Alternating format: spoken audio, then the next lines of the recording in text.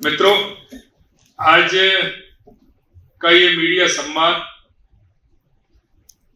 एक ऐतिहासिक और गौरवशाली अवसर है। आज का ये सम्मान देश के हमारे यशस्वी प्रधानमंत्री नरेंद्र मोदी जी के कुशल नेतृत्व में भारत की अद्भुत लोकतांत्रिक यात्रा का उत्सव मनाने के लिए हम सभी यहाँ आए। माननीय प्रधानमंत्री जी ने सेवा, सुशासन, लोक कल्याण को समर्पित गौरवशाली 12 वर्ष पूर्ण किए हैं। इसके साथ साथ ही आपने देखा है कि माननीय प्रधानमंत्री जी ने एक असाधारण उपलब्धि अर्जित की है कि वे अब सबसे लंबे समय तक पद पर रहने वाले निर्वाचित प्रधानमंत्री बन गए। आप सभी को पता है कि 10 तारीख को माननीय प्रधानमंत्री जी निर्वाचित प्रधानमंत्रियों में सबसे लंबे समय तक प्रधानमंत्री बनने का गौरव हासिल उनको हुआ है। मैं माननीय प्रधानमंत्री जी को आपके माध्यम से राजस्थान की 8 करोड़ जनता की तरफ से उनको बहुत बहुत बधाई और शुभकामनाएं देता हूं। और इसके साथ साथ ही मैं ईश्वर से कामना करता हूं कि हम सब देशवासियों को माननीय मोदी जी का कुशल नेतृत्व यूं ही हमें मिलता रहे। मित्रों, 2014 में माननीय प्रधानमंत्री जी नरेंद्र मोदी जी हमारे प्रधानमंत्री बने थे। आप सभी को पता है कि 2014 से पहले जो देश की स्थिति थी, 2014 से पहले देश भ्रष्टाचार, महंगाई, आतंकवाद, नक्सलवाद, क्या स्थिति देश के अंदर हो रही। आप सभी ये भी जानते हैं कि हमारी सेनाओं पर किस तरह की वारदातें होती थी, यहां तक कि हमारे सैनिकों के सिर काट करके मिले थे। उनका कोई जवाब नहीं मिलता। राजनीतिक इच्छा शक्ति इतनी निर्बल हो गई थी कि वो जवाब देने में भी हिचकिचाती थी। आप सबने ये भी देखा है कि 2014 से पहले दुनिया के अंदर भारत की स्थिति क्या थी और उसके बारे में कैसे बोला जाए। मित्रों, मैं आपको याद दिलाना चाहता हूं कि नीतिगत अव्यवस्थाएं, भ्रष्टाचार, महंगाई, खराब आर्थिक हालत जैसी चुनौतियों से 2014 से पहले हमारा देश जूझ रहा था। लेकिन 2014 के बाद देश के यशस्वी प्रधानमंत्री नरेंद्र मोदी जी के नेतृत्व आप सभी देख सकते हैं, जिस तरह से उन्होंने देश के हर क्षेत्र में देश को आगे बढ़ाने का काम किया।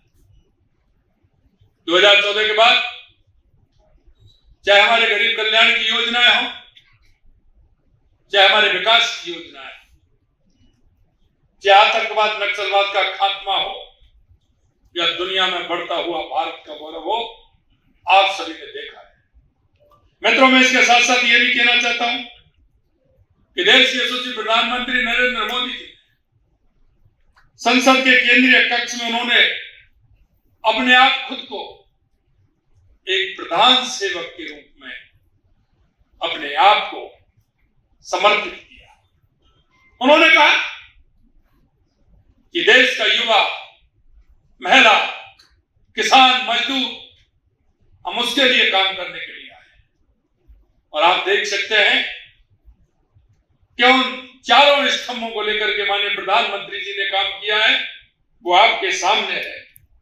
उनका एक नारा, सबका साथ, सबका प्रयास। आप उसे लेकर के चले और ये जनता 12 वर्षों में इन संकल्पों में आपको दिखी है।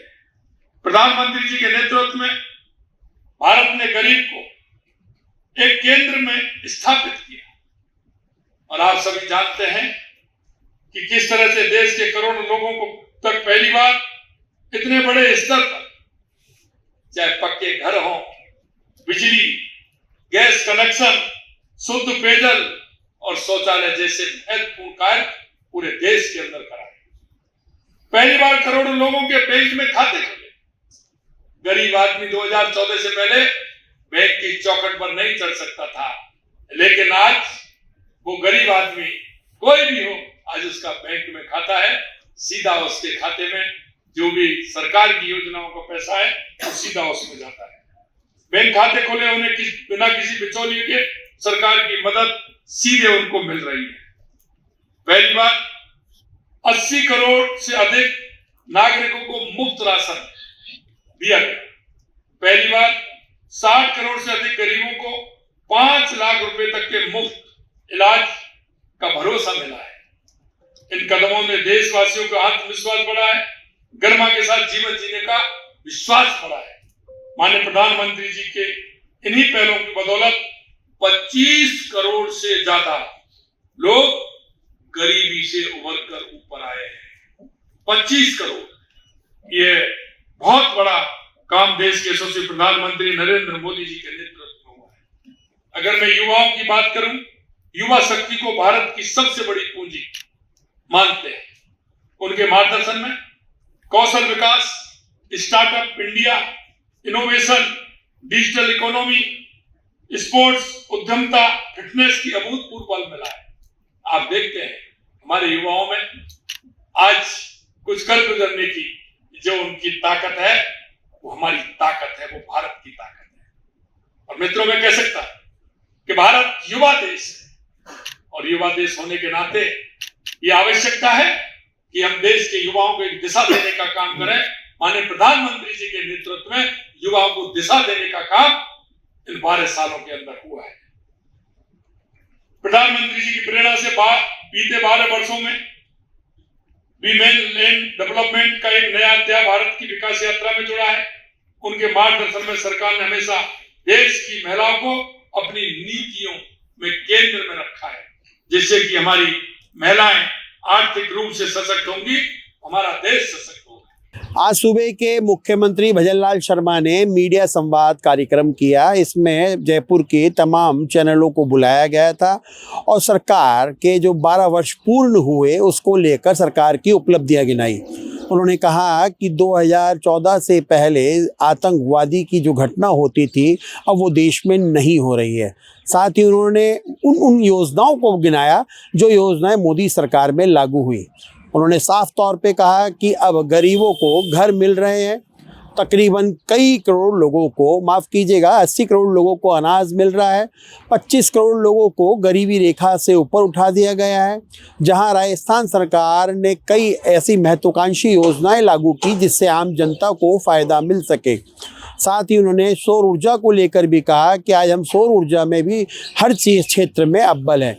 साथ ही उन्होंने कहा कि मोदी सरकार की 12 साल की योजनाएं हैं, भारत सरकार ने जो आम जनता के लिए योजनाएं तैयार की है वो जन जन तक पहुंच रही है। साथ ही उन्होंने कहा कि राज्य सरकार की भी योजनाएं मोदी सरकार के साथ साथ इस डबल इंजन सरकार में चल रही है। साथ ही उन्होंने स्वास्थ्य को लेकर, गरीबों को घर के लेकर और शौचालयों को लेकर भी कहा।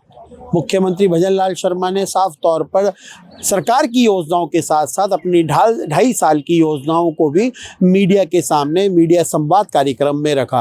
अब निश्चित तौर पर क्योंकि मोदी सरकार के 12 साल पूर्ण होने पे पूरे देश में अलग अलग मंत्री, अलग अलग नेता प्रेस कॉन्फ्रेंस करके आम जनता तक मोदी सरकार की योजनाओं को भेजने का काम कर रहे हैं या बताने का काम कर रहे हैं।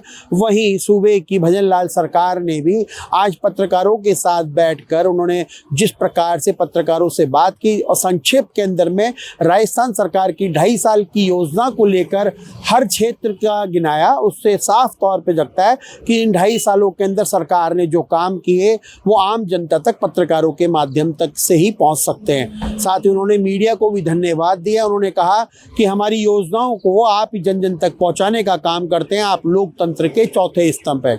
इसी बीच में प्रदेश अध्यक्ष मदन राठौड़ ने भी अपने मुख्यमंत्री के किए हुए कामों की सराहना करते हुए कहा कि आज हम देश के अंदर में उन राज्यों की गिनती में आते हैं जहां विकास ज़्यादा गति से हो रहा है, जहां डबल इंजन की सरकार है।